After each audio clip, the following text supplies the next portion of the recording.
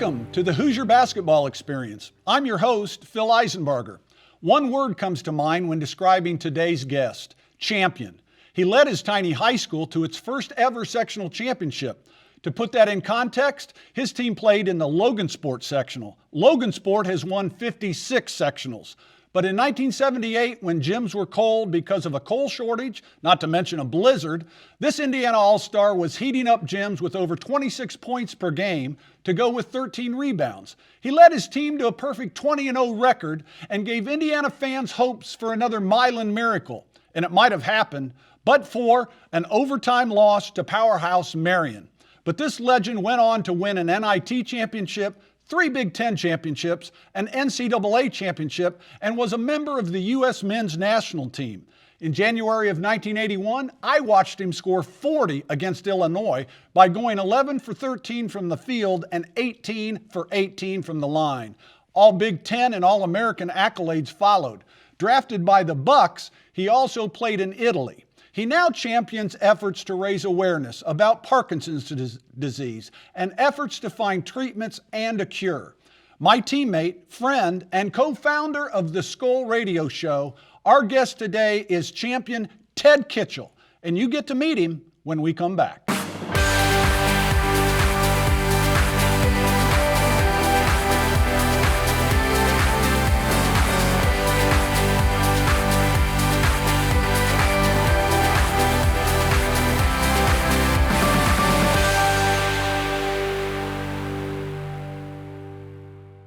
The Hoosier Basketball Trivia Question, sponsored by Christy, Farrow, Lee, and Bell. Serious injury isn't what we do, it's all we do.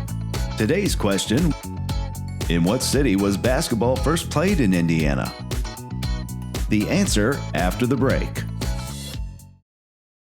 Now our trivia question answered, sponsored by Christy, Farrow, Lee, and Bell. Serious injury isn't what we do, it's all we do. Today's question: in what city was basketball first played in Indiana?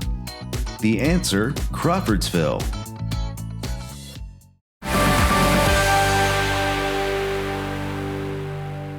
Welcome back to the Hoosier Basketball Experience. We're here today with Ted Kitchel. Kitch, thanks for being here, bud. No problem.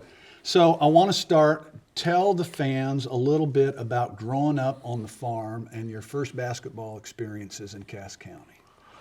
Well, I mean, growing up on the farm, it was great. I loved. We farmed quite a lot of acreage. So I grew up on driving the big John Deere tractors and things like that, and I loved it. I enjoyed it. We had a barn where I'm kind of the State Farm. Those commercials they used to have where the kid was out in the barn shooting the basketball. I mean, that's me. I mean, Where was the basket? It was up in the barn, between the rafters. Yeah. So you'd have to kind of shoot under or over the rafters. Luckily, we had one of the few indoor places in town, and a lot of the high school kids would come over and play. So when I was 5th, 6th, 7th grade, the high school kids would come over and they would let me play with them. And the only thing was they couldn't block my shot. So they had to let me shoot. So. Yeah. I loved growing up on the farm, and my dad, he's just retiring from farming right now. He's 87, but it's still great to go up home and enjoy the farm. And my folks so much appreciated your folks when we were back playing together. They traveled together and had a great time together. Your dad's a great guy, as is your mom. Yeah, he had a lot of fun with your dad. Your dad was very special, somebody very special. You knew exactly who he was, where he was. You could hear his voice. But between your family, my family, and the Whitman family, it was a lot of fun. So talk about what's the population of Galveston? Oh gosh, I don't even know. Probably 2,500. Yeah. So the farm was in Galveston. The school was in Walton. And the student population at Lewis Cass when you were a senior? In the top 5 grades, 7 through 12 was all in the same building, probably 900. How many in your graduating class? I think there was 123 or 4. 20 kids, all right. Early memories in terms of basketball heroes, guys you watched on television, or local people from your area. Well, I mean, the local high school guys, I mean, my cousin Phil Miller was a great player. Jay Strauss was a very good player. And I think they went 16-5 one year, but they got beat in the first round of the sectional. I mean, they were obviously people that I looked at. As far as professionally, I always wanted to be like Rick Barry. I mean, I always thought if I could be a 6'8", 6'8" guy who could shoot the basketball, that some good things might come your way. But I loved watching Rick Barry play. Loved watching Jerry West. People that were big scorers, great players, great leaders. But those are some of the guys that I watched growing up. Jerry West was my favorite all time. Well, he was just such a great player. I always felt bad because they'd play so good, they'd get right to the finals. Yes, yeah. And then the Boston Celtics would beat them. Every year, finally, when they finally got Wilt out in California, they finally won. Some people know, but that logo on the NBA jersey is really Jerry West. Oh yeah, that's why. Like if you listen to Dan Patrick, they always talk about the logo. That's him. Obviously, they mean Jerry West. Talk about the first memories you have of dreaming about playing on the varsity at Lewis. Yeah, I mean, growing up in Galveston, I didn't dream about playing at Purdue or, I mean, I went to a couple Purdue games because that's back when Rick Mount was playing. He's falling out of the right corner, shooting it up over the bank board. I watched him play. You watch Indiana play a little bit on TV, but we didn't get Channel 4 that well back then. And Snow. Yeah, the antennas were in the right spot. We got Channel 18 out of Lafayette a lot better than so. I grew up. I just wanted to make the high school basketball team. I wanted to be able to put the sweatpants on because you didn't have sweatpants until you got to the varsity. Absolutely. I mean the JV and the freshman team and people, they didn't have the pants and the all the great stuff. So I just wanted to be good enough to someday play on the high school basketball team and put that uniform on. Yeah, that's all that matters. I've talked about this before, but and it would have probably not been the case at Lewis Cass, but Muncie Central, where I grew up, all wool warm-ups with a silk flap on the back with your name on it as you're warming up. That was it right there. Oh yeah, I mean, and you like say when I went to Purdue and watching, sitting in the stands, you think, man, I remember my dad saying, boy, wouldn't it be nice to play in this place, Mackey Arena someday, and they'd come over and they'd peel one set of warm-ups off, and then they'd peel another. But yeah, I mean, you just wanted to wear the warm-ups, and that was important stuff. Talk about the gym at Lewis Cass.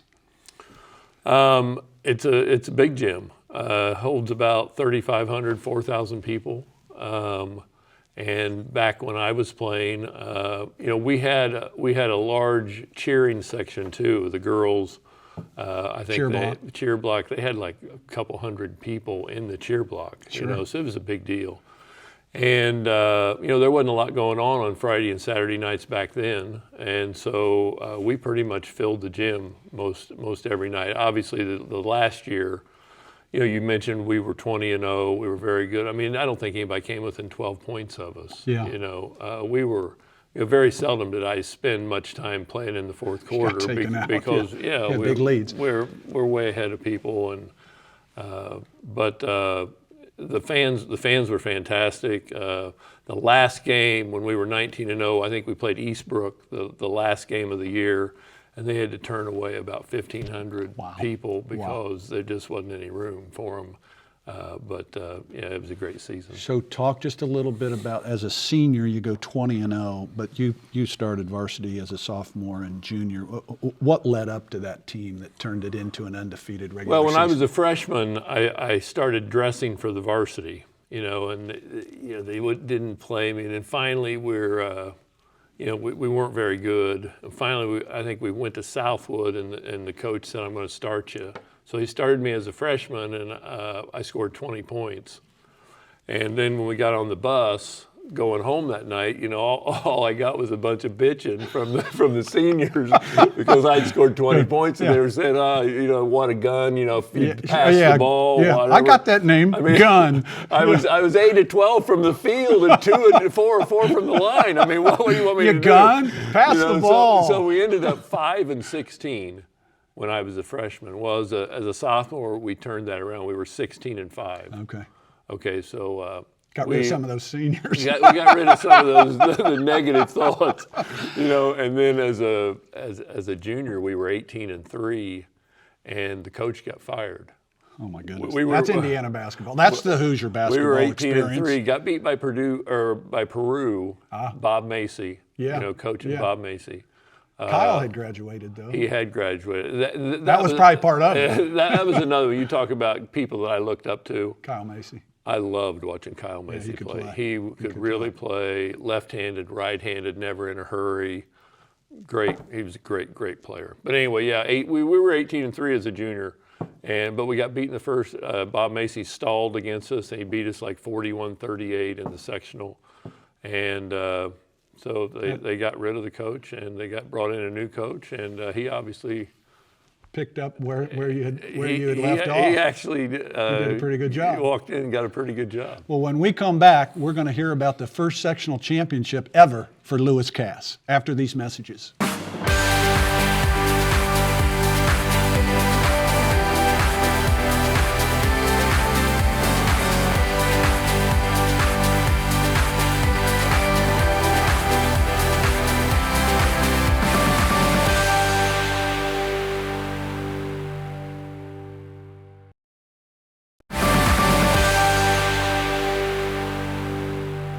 Welcome back to the Hoosier Basketball Experience with Ted Kitchel.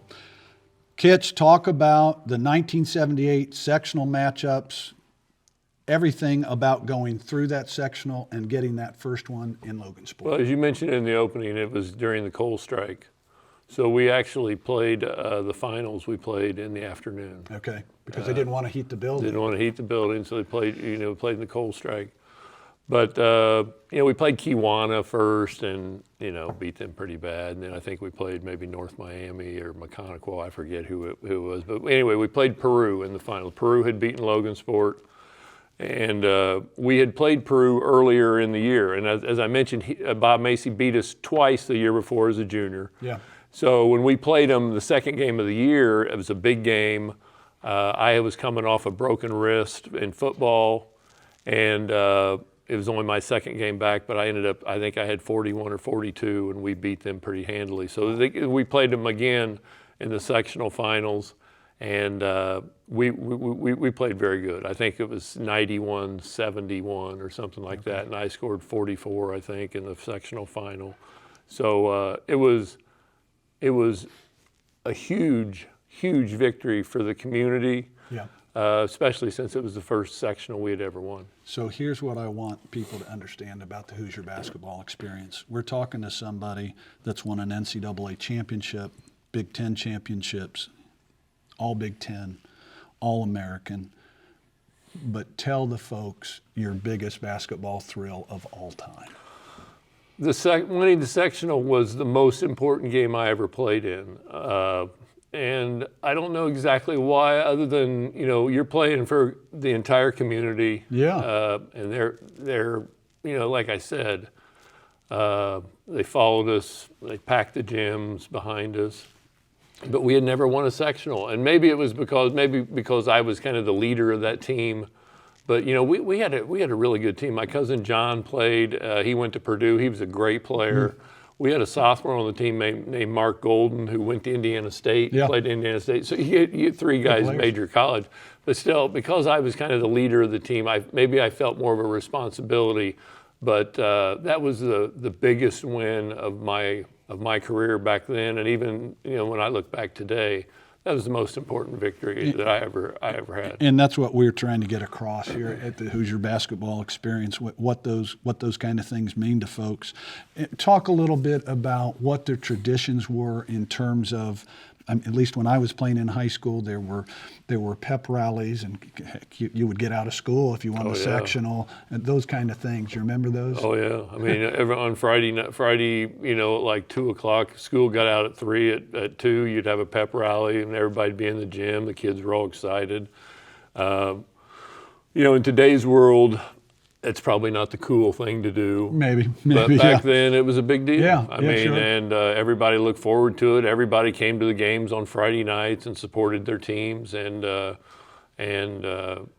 mean, I don't know how the IHSAA could have screwed it up, but they did when they went to class basketball. Yeah. I mean, everybody in the world, in the United States, wanted to be like Indiana basketball. Yeah. We just wanted to be like Indiana basketball. The fans, everything else. Instead, we became like everybody else, and now they have class basketball. Thank God I didn't have to play in class basketball, and that I got to play, Sure. For a state championship. Did you, do you remember traveling back to the high school gym after the win? Oh, yeah. Afternoon? I mean, we went Did you fill the back, gym back up? filled the gym up, and then each of us got up and spoke Yeah, and it's thanked wonderful. all the fans and things. It cool. was a big win, and like I said, it was for the entire community. It wasn't just for our school. So you then get matched up against Marion, go to double overtime. Talk about that game a little bit and what it meant to you. Yeah, I mean, first of all, we had a week off because of the coal shortage, and we got invited to play. We got invited to play at Market Square Arena. Indianapolis. That was a big deal. Bloomington South, right? Lewis Cass, Galveston, Indiana, and we played Bloomington South, exactly. And they actually beat us. I don't even remember the score. I remember they just continuously kept fouling me. I fouled out the first center, the second center, and the third center. I fouled 3 guys out. I think I shot 16 or 18 free throws on the game. We ended up getting beat by a couple. And then after we played, Ben Davis played Fort Wayne North, and Fort Wayne North was the #1 team in the state. Ben Davis obviously had a good friend of you and I on playing for them, Randy Whitman. They actually beat Fort Wayne North that game. But anyway, then it came a week later. We went to Marion, played Huntington North in the first game, and they were a very good team. Sure. I think we won by 18 or 20. I think I had 35 in that opening game, and then we played Marion at Marion, and anybody that's experienced that opportunity, from the time I was a young kid, I had watched Dave Colescott. Sure. He led 2 teams to championships. Yeah. He and Kevin Pearson and some different. I was a big Marion fan, but that night we played very good. They put 3 guys around me, and so it made it really difficult for me to get the ball. And I think I only scored, 17 or 19 points, not many. And yeah, we got beat in double overtime, 58-55. And not that you remember it that well. I remember everything about it. We had our opportunities, but I've played a lot of basketball games, and there's only one game that sticks. That I felt like we kind of got the raw end of the deal, if you know what I mean. Yes, I do. There were some you were at Marion. There were some key calls that we didn't get, and it was very disappointing. Talk about going forward then, being named to the Indiana All-Star team, the teammates that you had on that team, and some of the relationships that developed as a result of that. Yeah, getting making the Indiana All-Star team back then was a huge deal.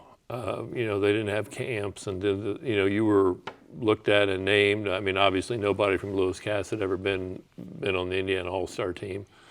So it was a big deal. They brought us all down. We stayed at the Holiday Inn. We worked out at Indiana Central at that point in time. And, Dave Magley was Mr. Basketball. Right. Randy Whitman was on the team, my best friend. Thad Garner, Jackie Moore, who probably should have been Mr. Basketball. Jack Moore was a hell of a player. Won the state championship. Won the state championship. Great guy. Yeah, loved him. Yeah. He was phenomenal. Yeah. And Landon was on the team. Yep. Landon Turner. Wallace Bryant was a 7-footer who went to San Francisco. How'd the series go? We won both games. We won at Kentucky in front of a full house. Freedom Hall. Or Freedom Hall. Yeah. That's another thing. I mean, today you go to the Indiana All-Star game and there's like 2,000 or 3,000 people there. Yeah. There's nobody's there. I mean, it was full house at Freedom Hall, and then the next week we played at Market Square, and it was a full house at Market Square. I mean, everybody came out to see the guys going to Indiana, going to Purdue, going to Ball State. Sure. They wanted to see what they were getting, the guys who were going to play at Kentucky or whatever. But it was just such a big deal. Don Bates did a fabulous job with the Indianapolis Star, making that a big deal. It was a big deal. And it was a heck of a lot of fun playing for the Indiana All-Stars. Well, more with Ted Kitchel when we come back after these messages.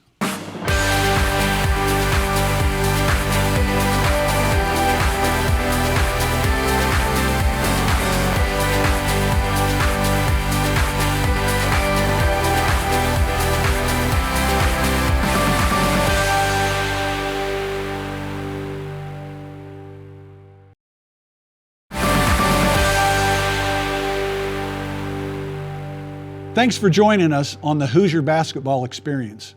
We really feel fortunate Ted Kitchel is going to join us next week, and we're going to talk about all of his experiences for the Indiana Hoosiers, as well as his championing the Parkinson's disease fight. You won't want to miss this edition next week, so please join us next week, same time, 9:30 Friday night on the Hoosier Basketball Experience.